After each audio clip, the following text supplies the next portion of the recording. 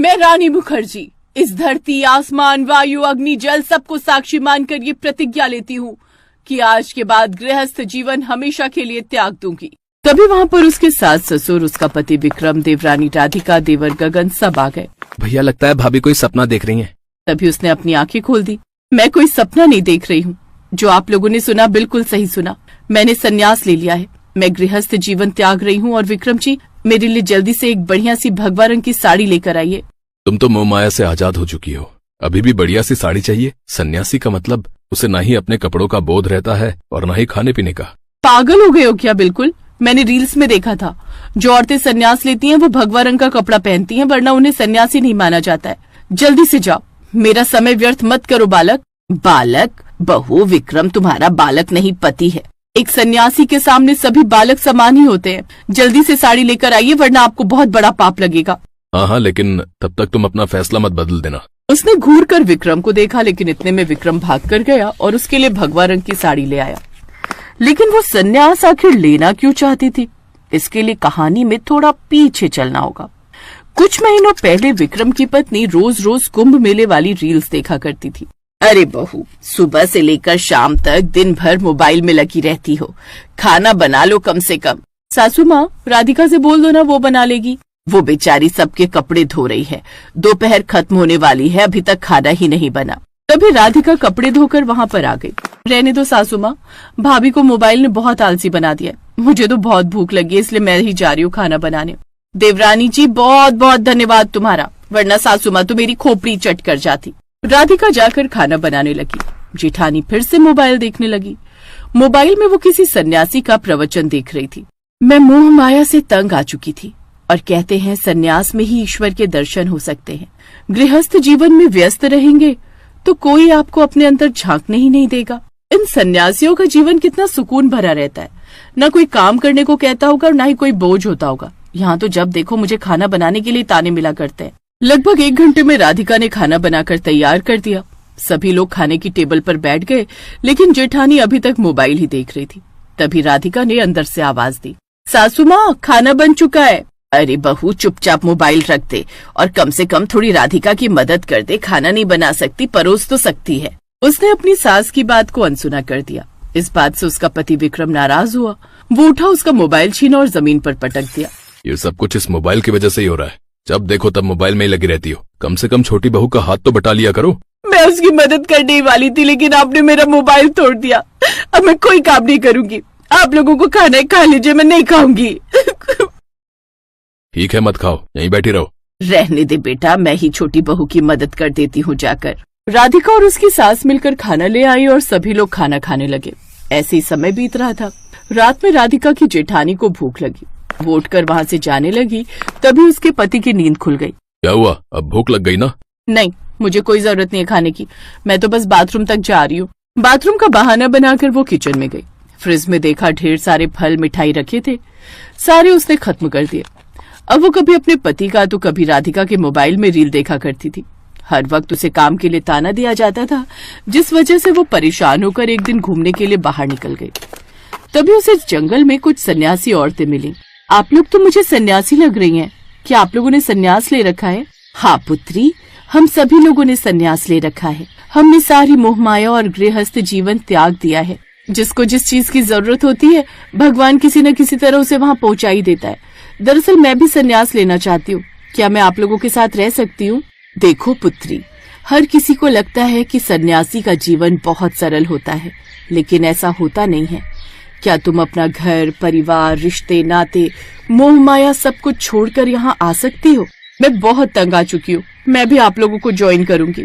तो इस तरह जैसे ही वो घर गई, वैसे ही उसने सन्यास की घोषणा कर दी। अब कहानी एक बार फिर से वर्तमान में आ गई। विक्रम उसके लिए साड़ी ले आया। साड़ी पहनकर वो उन सन्यासिनियों के पास पहुँच गई। क्या बात है पुत्री, तुमने तो पहले ही वेशभूषा बना ली। लगता है सन्यास के लिए तुम बहुत ही आतुर हो। मैंने आपको कल ही बताया था ना, मेरा सन्यास लेने का बहुत दिनों से मन है। आज आप मिल गई तो मैं ये मौका अपने हाथ से कैसे जाने दे सकती थी। मैंने भी आज से अपना गृहस्थ जीवन त्याग दिया है। ठीक है, लेकिन कुछ दिन तुम्हारी परीक्षा चलेगी। हमें पता भी तो चले कि तुमने सच में मोह माया छोड़ दिया है या सिर्फ दिखावा ही है। मैंने सारी मोह माया पहले ही त्याग दी है। आप मुझसे कोई भी परीक्षा ले लीजिए, मैं सफल होकर दिखाऊंगी। तो ठीक है, फिर चलो हमारी कुटिया में रहो चलकर हमारे साथ। अब राधिका की जेठानी उन सन्यासियों के साथ रहने लगी। रात में सन्यासियों ने उससे कहा, चलो पुत्री, हम सब मिलकर अपने लिए भोजन बना लेते हैं। जीवित रहने के लिए खाना तो खाना ही पड़ेगा। आप लोग गांव-गांव जाकर खाना मांग कर नहीं खाते क्या? मैंने तो सुना है जितने भी सन्यासी होते हैं वो सब लोगों से भिक्षा मांग कर खाते हैं। देखो पुत्री, हम सब गृहस्थ जीवन छोड़ कर आए हैं, तो अब उन्हें क्यों परेशान करना। जब हम किसी यात्रा पर निकलते हैं और कहीं भी खाना बनाने की व्यवस्था नहीं होती, तब हम लोगों से मदद मांग लेते हैं, वरना हम खुद ही बनाते हैं। अगर तुम तैयार नहीं हो तो वापस लौट जाओ। नहीं नहीं नहीं, वापस तो मैं नहीं जाऊंगी। मैं आप लोगों की मदद कर दूंगी खाना बनाने में। जहाँ अभी तक वो घर में बिल्कुल भी काम नहीं करती थी, अब यहाँ पर उसे कम से कम 50 लोगों के लिए खाना बनाना पड़ता था। घंटों तक वो लोगों के साथ मिलकर खाना बनाती रही। पुत्री, लगता है तुम घर में बिल्कुल भी काम नहीं करती थी। तुम्हारे काम को देखकर ऐसा ही लग रहा है। खैर, धीरे धीरे सीख जाओगी। अगली सुबह 4 बजे ही सन्यासी ने सभी को उठा दिया। पुत्री, उठ जाओ, उठ जाओ, 4 बज गए, ब्रह्म मुहूर्त का समय हो गया है। जेठानी अंगड़ाइयां लेते हुए उठी। अरे सोने दो ना विक्रम, अभी तो अंधेरा है। ये तुम क्या कह रही हो पुत्री? तुम सन्यास ले चुकी हो, तुम हमारे साथ जंगलों में हो। उठो जल्दी, जल्दी से नहा धो लो, हम सबको ध्यान में बैठना है। अब उसे मजबूरी में नदी के ठंडे पानी में सुबह 4 बजे ही नहाना पड़ा। नहाने के बाद वो सभी ध्यान में बैठ गई, लेकिन उसका ध्यान ही नहीं लग रहा था। ये सभी लोग अपनी आंखें बंद करके बैठे हैं। मैं पेड़ के सहारे बैठ जाती हूँ और सो जाती हूँ, किसी को पता ही नहीं चलेगा। वो चुपके से सरक कर पेड़ के सहारे बैठ गई और सो गई। लेकिन थोड़ी देर बाद ही वो पेड़ गिर गया। सभी सन्यासियों की आंखें खुल गईं। लगता है तुम्हारा ध्यान नहीं लग रहा है। चलो धीरे धीरे आदत हो जाएगी। यहाँ के पेड़ भी चार्ज हैं। तुम हमें धोखा दे सकती हो, लेकिन यहाँ के पेड़ पौधों को नहीं। तो इस तरह हर रोज 4 बजे ही उसे उठा दिया जाता था। खाना भी खुद ही बनाना पड़ता था, कपड़े भी खुद ही धोने पड़ते थे, लकड़ियां काट कर लानी पड़ती थी। इन सब से वो परेशान हो गई। इससे अच्छा तो मैं देवरानी जी की खाना बनाने में मदद कर देती। यहाँ तो मुझसे कई गुना ज्यादा काम कराया जा रहा है।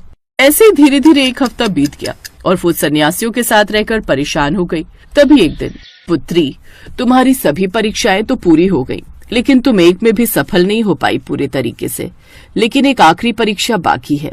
अगर तुम इस परीक्षा में पास हो गई तो बाकी सभी परीक्षाओं में भी पास कर दिया जाएगा। अब कौन सी परीक्षा बाकी है? अब हम तुम्हें गंजा कर देंगे।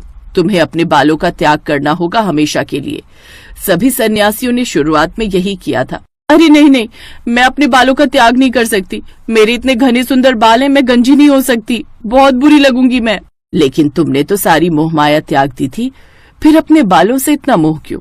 अगर सच में तुमने मोह त्याग दिया है तो किसी चीज से भी मोह नहीं रहना चाहिए। 2 लोग इसके हाथ पकड़ो और 2 लोग इसके पैर। जल्दी से इसे गंजा बना दो। नहीं नहीं नहीं, मुझे सन्यासी बनना ही नहीं है। छोड़ो मुझे, जबरदस्ती मत करो। वो किसी तरह खुद को बचाकर वहाँ से भाग गई और सीधा अपने घर पहुंची। आप लोग मुझे माफ कर दीजिए, मेरा ही फैसला गलत था। मैं अभी सन्यासी बनने के लिए तैयार नहीं हूँ। मैं तो इस घर से परेशान होकर भागी थी, पर मुझे क्या पता था घर से अच्छा स्वर्ग कहीं नहीं होता। उसने सारी बात अपने परिवार वालों को बता दी, जो भी उसके साथ घटित हुआ था। चलो, कम से कम तुम्हारी अकल तो ठिकाने आई। बहू, सन्यास तब लिया जाता है जब हमारे अंदर से मोह का नाश हो जाता है। बाहरी दिखावा करने से कुछ नहीं होता। अभी तो उसने तुम्हारे बाल मांगे, लेकिन उससे भी बड़ा मोह तो हमारे शरीर का है। क्या तुम शरीर त्यागने के लिए तैयार हो? जब शरीर छोड़ने में भी डर न लगे, वो होता है सन्यास। क्या बात है, बढ़िया। राधिका, आज के बाद हम दोनों मिलकर काम करेंगे। उस दिन के बाद दोनों देवरानी जेठानी मिलजुल कर खुशी खुशी काम करने लगी।